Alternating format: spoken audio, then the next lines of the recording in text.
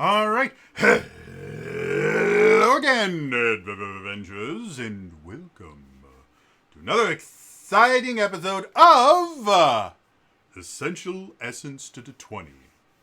Join me as we look at the features, focuses, powers, and perks of the Essence20 system to help you get the most out of your choices. So, today we are going to be looking at the first focus of the field commander role in the Transformers RPG, the Ambassador. Now, quick reminder, if you do enjoy this stuff, please like the video, subscribe to the channel, hit the bell icon to turn notifications on. All those things are super, super important. Now, let's talk about field commands. So, a previous episode of this, we talked about the field commander. And one of the things we always want to focus on with the focuses is what is the kind of defining feature of the base class. And for the field commander, that is the issue command feature. Specifically, as a move action, you can issue a command granting allies who follow your command an upshift on a skill test or a bonus to a defense based on certain circumstances. You set the terms and the bonus allies receive. The bonus lasts until the beginning of your next turn. So the basics of it is if they use their move action to issue this command, either there's going to be an upshift in Evolved, which is very, very nice, or they're going to be able to increase one of their defenses, which is also very, very useful, but it's all going to rely on the command that they give. So the Ambassador, which is the focus we're looking at today, should have something that interacts with that issue command, along with kind of fitting into the lore of the class in and of itself. So what does the Ambassador get? Well, the first thing that happens when you pick your focus at level 1 is you get an Essence score increase and a focus skill. So for the Ambassador, they increase their social essence, and the focus skills that you can choose from when you increase that social essence are Deception, Performance, Persuasion, and that kind of makes sense. The Ambassador in and of themselves is going to be a very social-focused class. A lot of the features and perks that we're going to be looking at here are going to have to deal with one of the social skills, and the entirety, the entire idea behind the Ambassador is exactly that. They are an ambassador, and a field commander ambassador is going to be kind of an interesting juxtaposition, because the idea of a field commander, commanders are a thing in militaries all over the world. They can't exist without some sort of command structure. So a field commander is kind of a subset of commander, where their job is to order their troops around and make decisions that are going to lead to winning the battles and winning the war. A field commander has an additional responsibility in the fact that not only are they making the decisions and everything, they are out there enacting their commands very often. And if we look the specific version of the field commander that they have here for Transformers, this is a field commander that is a right in the front, leading from the front line style thing. So when we look at that kind of a field commander whose job is to kind of get into the thick of things, and then also the role of an ambassador, which an ambassador is designed to help strengthen diplomatic ties, make negotiations between different parties. They act as a representative of their chosen country or group, whatever they are ambassador of. And so this kind of juxtaposition of, field commander, where they're out there to win battles, and then ambassador, where the real point of an ambassador is to kind of stop battles before they start. You get some kind of interesting interactions with that. So yeah, let's get to the actual features. So moving on. At first level, you get bend a knee or stand tall. When in discussion with a creature of a different size class, you gain an upshift on intimidation or persuasion skill tests equal to the number of size class differences between you. For example, when the common-sized bumblebee stands up to the gigantic Omega Supreme, the little yellow bug's gumption impresses the Autobot's first and last line of defense. Bumblebee gains an upshift 3 on his persuasion skill test. So, bend a knee or stand tall is kind of an interesting ability for a first level ambassador ability. First of all, it has nothing to do with issue command. So we can see right from the get-go, the first ability or the first feature of any subclass really should kind of define how the rest of the subclass is going to work. And so bend a knee or stand tall really does kind of give you that impression of, oh, the ambassador is going to hyper focus on being an ambassador, negotiations, intimidations, whatever it takes to get the things done that need to be gotten done without having to pull a blaster out to do them. Now, the interesting thing about this is when you build your Transformer for this game, if you are intending to be an ambassador, it actually is hugely beneficial for you to choose a size extreme, because that means anytime there is a size class difference between you and whomever it is that you're speaking to, you're going to get those upshifts. So if you want to go the largest Transformer you can, I believe, for in the core book, I want to say the Monolith bot mode size is huge. So yeah,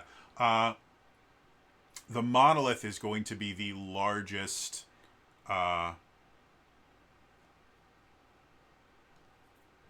bot mode, I believe, which is huge.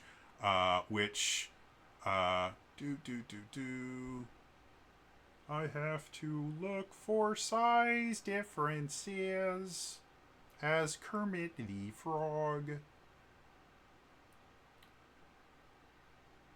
I don't see them here. So anyway, I'll deal with that later. But so yeah, choosing the larger option to go with that is going to make it so, for the most part, when you're dealing with other Transformers, or especially if you're dealing with humans, which are going to be very small,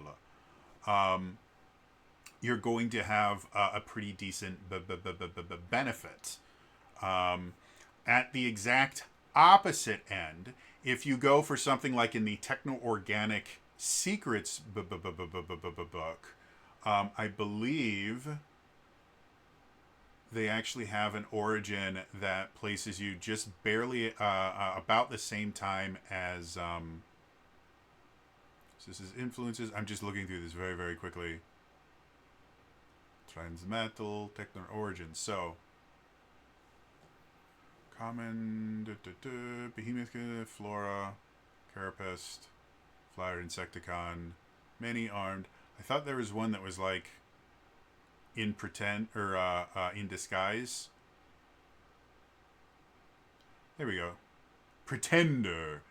And so the Pretender bot mode is either small or common. So you could go the exact opposite route and go a small bot mode and a small alt mode, and that would give you, due to the fact that most Transformers are going to be common or long, that's going to give you a benefit, and then anything larger than that is going to give you more and more benefits. So when you're building your character for the Field Commander, specifically in the Ambassador, you really can get a large benefit from just figuring out what size you want to be.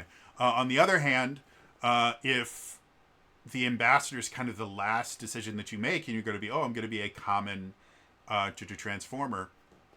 And I guess that's one of the interesting things about the Transformers RPG in general, is unlike something where, like Power Rangers. Power Rangers, most of the people that you're dealing with are all going to be the same size. The monsters tend to be roughly human sized until they're not. The bad guys are roughly human sized until they're not. The NPCs are mostly human or humanoid. So there's not a ton of size differences in Power Rangers until you start dealing with Magic Wand, Make My Monster Grow. And at that point, generally you're going to get into your Zords to deal with it. With Transformers, even amongst your team of Transformers, there's a very good chance that you're going to have a pretty decent differentiation in size between the various Transformers. And then the NPCs, with a few very, very rare exceptions, if you're dealing with human NPCs, they're always going to be smaller than you because Transformers in and of themselves are big. So in something like Power Rangers, this ability could be next to useless in a lot of different situations. But because Transformers' size is such a strange thing that changes so often, this can be actually a really, really useful thing. And there's already rules in Essence20 just in general about combat between creatures of different size. Basically, bigger creatures have a harder time hitting smaller creatures, and smaller creatures have an easier time hitting bigger creatures, with that being represented by dice shifts. So this basically changes, it works almost the exact same way as size differences in combat works. So bend a knee or stand tall is effectively, well, now in social situations, you have the same, a similar benefit. The only difference being there's no downshifts in this. It's always an upshift. Whereas in combat, if you're large attempting to attack a smaller creature, you actually have downshifts to your attacks. So yeah, it definitely sets the tone for this. With it being, no, we're just going to give you skill tests to persuasion and intimidation. So that even in the middle of battle, and I've mentioned this before, a lot of people think, well, social encounters are social encounters and combat encounters are combat encounters. Once you roll initiative, bend a knee or stand tall is useless. And it's not. There's a bunch of different ways that you can use your social skills in combat to give yourself an advantage.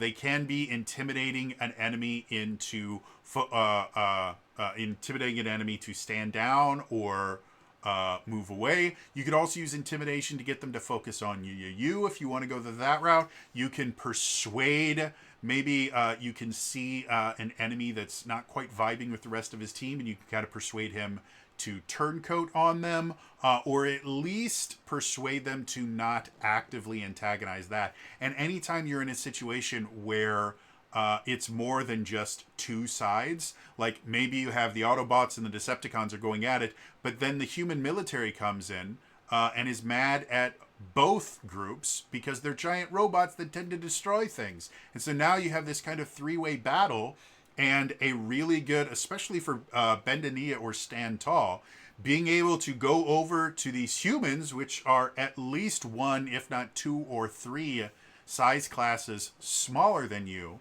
and go, hey, listen, we understand you guys are mad. We're trying to help you, but point that cannon at me again, and you're going to find out exactly how bad an idea it was. Make sure you point it at them. That could be an incredibly useful thing to do.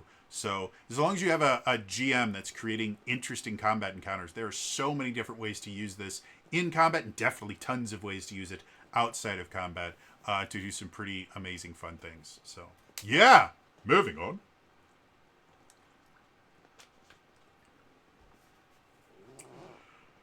At third level, you get BAH-WEEP-GRAAAAGNAH. That's literally what it's called. I don't know why. But third level, you could use language-based skills like persuasion or deception, even if you and your target don't share a language. This is one of those abilities that is your mileage may vary. And the reason why is there are some campaigns where languages are essential. And there are some campaigns where language doesn't matter. If you've ever watched any of the Transformers TV series, I guess I can't really speak of the more modern ones, but I know the original Transformers, Beast Wars, Beast Machines, everything from like the 80s and 90s, everybody spoke English. I do not remember a single time where there was a language barrier in any one of those, with a few rare exceptions of the crazy alien creatures in Beast Wars that I can't remember their name, the Vox, or the Vok, whatever they're called. There would be brief communications with them where they were speaking a different language, but they instantly changed to English so that they could properly terrify the Maximals. So, yeah, I mean, for a third level of ability, it's not the worst thing that has ever happened, but it is, as an ambassador, from a role-playing perspective, this is absolutely essential. The ability to have some sort of universal translator is unbelievable. Ambassadors in the real world would kill for something like this. It's amazing. In a tabletop RPG, it really does require your GM putting you into situations where you're dealing with people that don't speak English in some way, shape, or form. Now, because of how they named this, the BAH-WEEP-GRAAAAAGNAH, theoretically, because you're robots, I could see a very, I guess, conniving ambassador claim that this means that they can now persuade or lie to a coffee maker to get the coffee made faster, or they could, sweet talk your refrigerator into telling you what's wrong. Things like that. Like, you very easily could claim that this means that you can use persuasion, language-based skill checks against any computer, because now you speak the same language. It's going to be up to your GM about how far they're willing to let that go.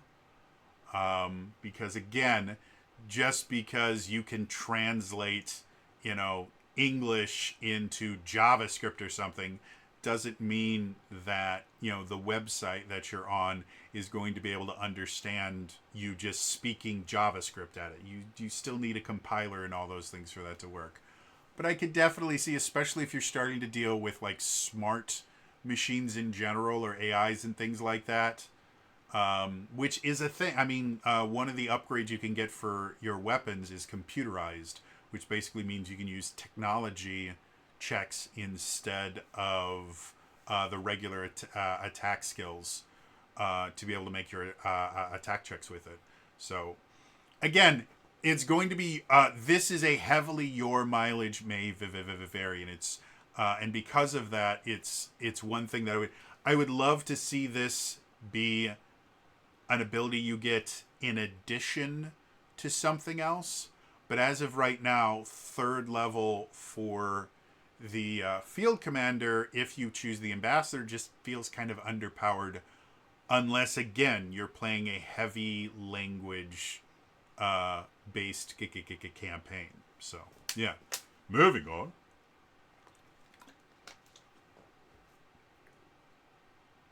At 6th level, you get minimize casualties. When you issue a command in combat that does not involve harming any creature, allies who meet the terms of the command receive double the benefits. This is another one that's kind of interesting because it interacts with the command issue a command feature, which is a good thing. And it gives you a kind of very, very clear use for it. As long as the command is not actually hurting somebody,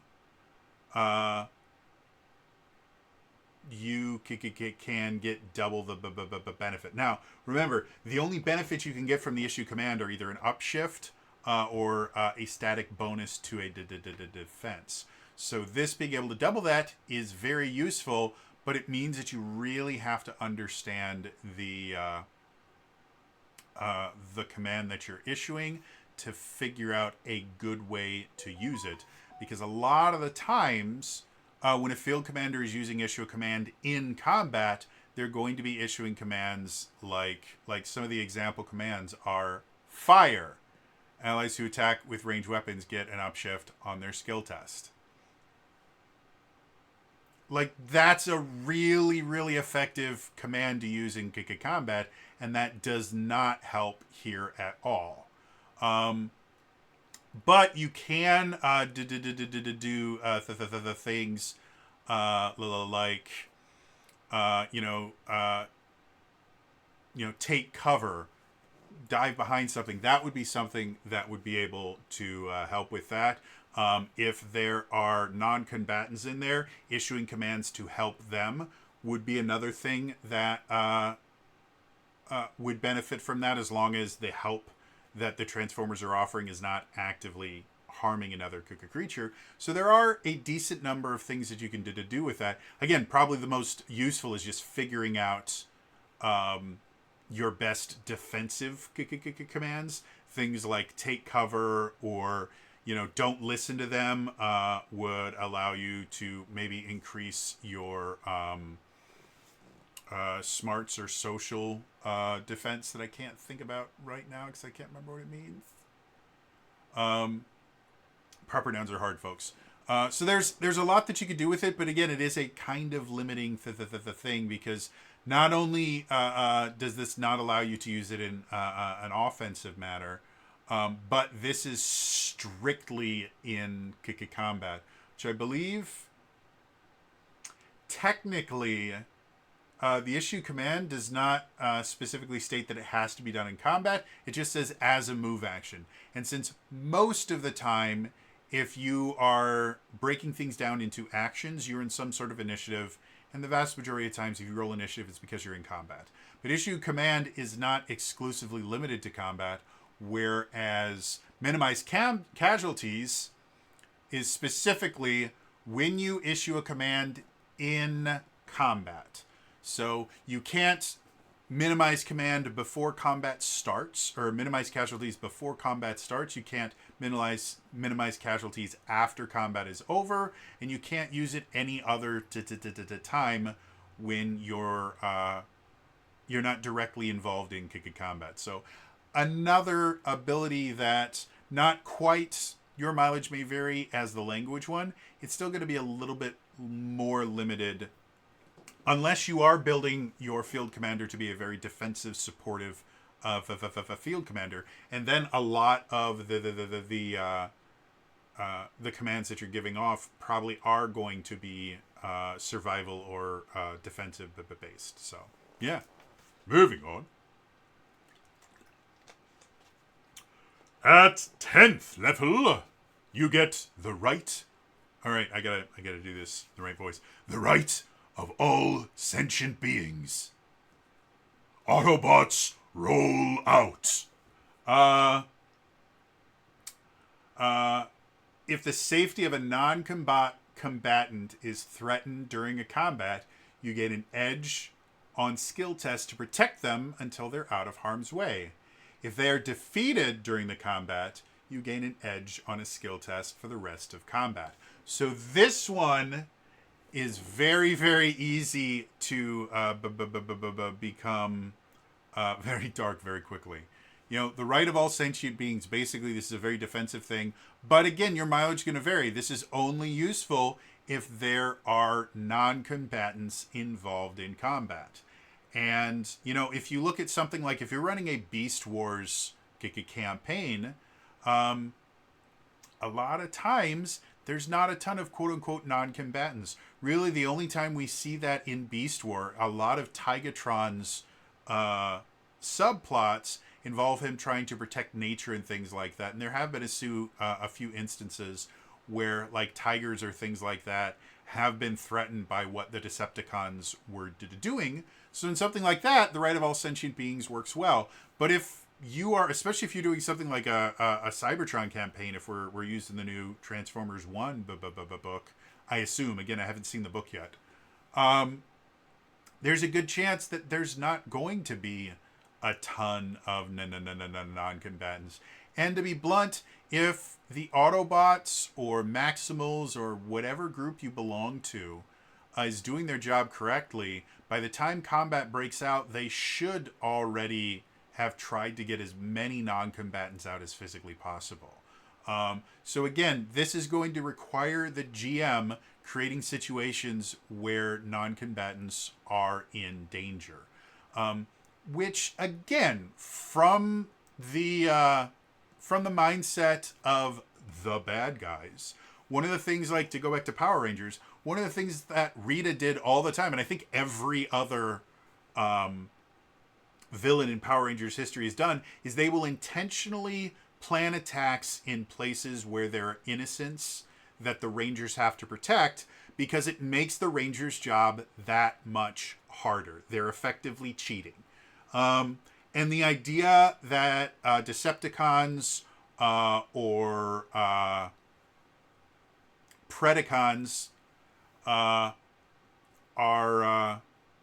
not kind of taking advantage of that really kind of underplays the kind of characters that they are.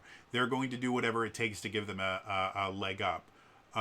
So again, this is going to require your GM to create situations where there are non-combatants for you to get benefits from this. But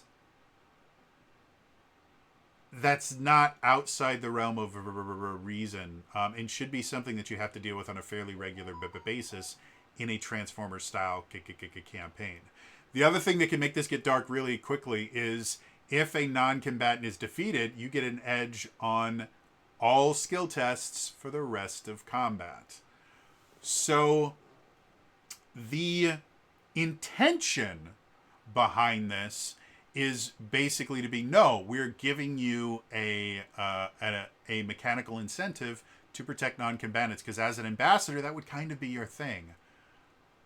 But if you're just looking for an edge on skill tests, if you just allow a combatant to be defeated, you instantly get powered up in a pretty significant way. Edge on all skill tests is really nice. Is it the most game-breaking thing where it's actually worth it for you to kind of betray the character you are to get your edge on skill tests? I don't think so. And edge is effectively advantage from Dungeons and Dragons. And so you roll 2d20s, take the higher of the two. And when you work the math out, it actually turns into roughly about a plus 3.5 to your roll. That's what advantage does. And disadvantage is roughly a minus 3.5. So is 3.5 enough for you to kind of create a really kind of evil kicky character? Not really. The incentive is not grand enough that I think it should be affecting your character. However, if the min-maxer in you really wants to min-max to the extreme, I mean, it's there. And that might be something that the rest of the team would actually have to deal with through role-playing rather than having a mechanical thing. Like if you actively watched your ambassador let someone become defeated simply because it would fuel kind of their righteous indignation against the enemy, like that would be a conversation where, like, you know, Optus would sit down and go, okay, I understand that you want to win, but maybe we shouldn't be stepping on the non-combatants just to make yourself angry. Like, that's a whole different thing that we need to talk about. So, yeah. Moving on. At 17th level, you get Not on My Watch. Once per combat, after an enemy successfully rolls a skill test without an edge, you can target them with a deception, intimidation, or persuasion skill test. On a success, you have to force them to roll an additional d20 as though they had a snag on a skill test. So this one is really interesting. So the first thing that we have to look at is it's once per combat, so it's not a one and done ability, but it's effectively an encounter ability. And it's after an enemy successfully rolls a skill test without an edge. So those two things are really essential for Not on my watch to work. The enemy can't have an edge, and they have to succeed at it. So anytime an enemy fails whatever they're trying to do, don't have to worry about not on my watch. So you never have to worry about wasting it in that aspect. There's still a chance that you can waste it by not rolling a high enough deception, intimidation, or persuasion skill test. But that can be fixed through other things. Especially by 17th level, you probably have a pretty strong social essence score. And if you haven't beefed up at least one, if not two or three of those skills, as an ambassador, you're doing something wrong. So being able to effectively give them a snag is very, very useful. The one thing, because of how they phrase it here, the one thing that I could see coming up for really creative players is what happens if they roll with a snag and still make the check. Because all this says is once per combat, after an enemy successfully rolls a skill test without an edge, if they have a snag, they can't have an edge. So it qualifies there. You can target them with a deception, intimidation, or persuasion skill test, and then on a success, you force them to roll an additional d20 as though they had a snag on this skill test. Well, if they already had a snag on the skill test, does that now mean they have 3 d20s and they have to take the lower of the 3? Or if they already have a snag, is not on my watch completely useless? Again, I don't think the text here is really clear on that, other than the fact that you can't technically have double snag or something like that in Essence 20. It doesn't exist in the base game, but this is a particular feature, and specific always trumps general. So I could definitely see a GM ruling, yeah, sure, we'll say that that's the thing that you can do. And I could also see them going, no, there's no such thing in Essence 20. You can't do that. So, again, it's an interesting ability. And it definitely can be game-changing. The big thing that you have to understand here from the position of a player is, since this is just once per combat, you have to know when is it going to be viable. You know, if you have a Decepticon that's, you know, making a stealth check to hide from your sniper, is that worth wasting this once per combat ability, or do you want to wait until you have, you know, a Decepticon that attacks one of your units and gets a crit and is about to do serious amounts of the damage? Well, in that case, Not on My Watch is significantly more useful, because now, bare minimum, the likelihood of them rolling in another nat 20 is what? I think it's like 1 in 400 to get a second nat 20. So it's very, very low that would happen. So bare minimum, you're changing, I guess critting doesn't matter on that. But you can remove the crit effect. I was about to say, well, yeah, critting doesn't matter when you roll a nat 20. Critting, and that is based on the skill dice. But you can get them to go from a hit to a miss. And if it is a crit, changing it from a hit to a miss is a massive thing, because you still have to hit in order to be able to crit. So, yeah, like I said, moving on to final thoughts. Overall, the Ambassador is a very particular style of play. This is definitely, if you wanted to make that face style character, this would be it. But also combining it with the Field Commander creates kind of a strange dichotomy, because the Field Commander is meant to be a part of combat and to be very, very integral in combat, whereas the ambassadors by definition are non-combatants.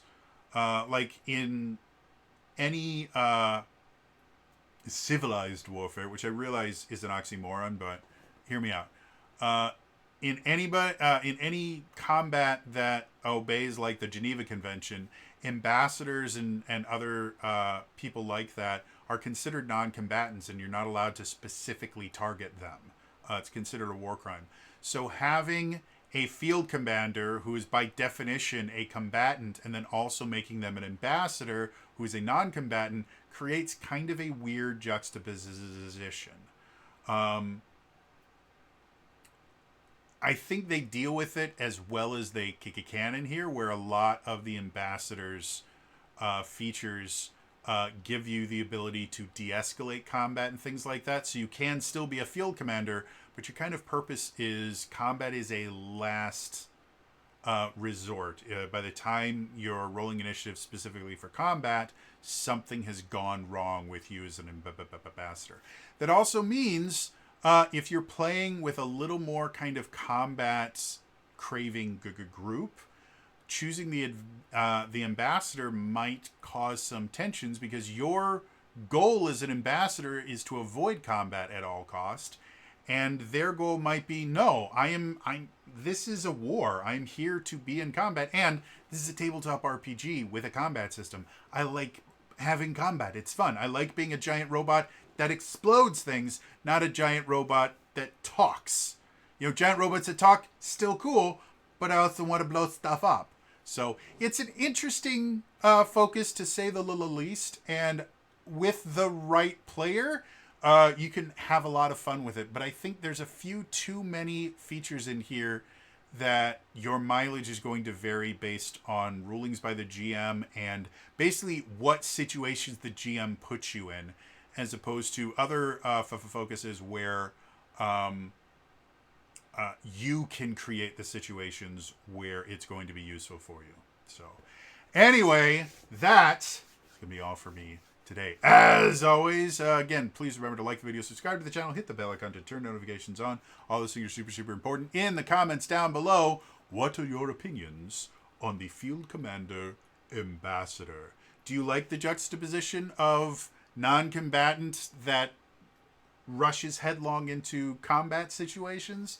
Do you think it's like a bad fit and you would have preferred to see the ambassador paired with a different role? Let me know in the comments down below. Otherwise, again, it's all for me today, and I will see you guys next time. All right? Bye-bye.